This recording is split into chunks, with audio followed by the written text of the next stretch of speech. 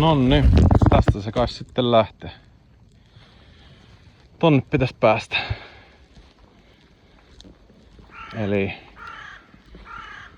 parikymmentä metriä jää tunkkaasta. Katsotaan miten miehen käy. Voi helvettiläinen.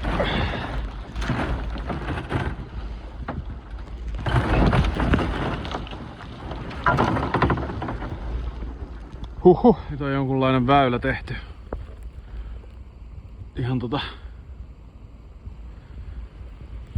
pengertä myötä, mutta kyllä otti koville. Usko mennäs loppua kesken. Huomenna se on jo helpompi. Terveisiä Nassyltä. Taaskaan ei pääsis Pallosaareen. Ei oikein millään. Mutta kai tääkin kausi tästä alkaa.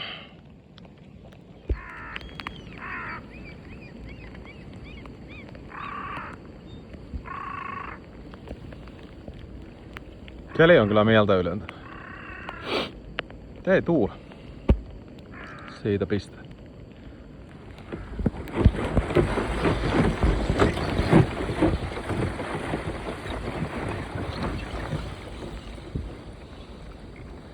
Vähän pitää tehdä väyliä.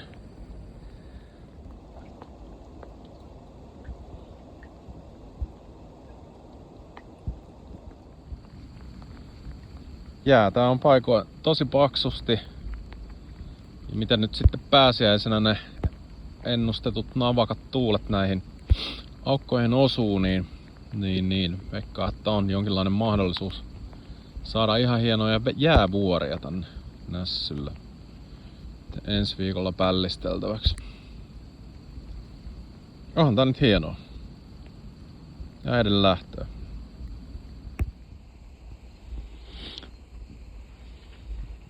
Noniin, nyt on kanaali avattu. Kuulemma pääsee Santalahteen ja itä näytti siltä, että varmaan Tapatorellekin pääsee. Hyvää kauden avausta.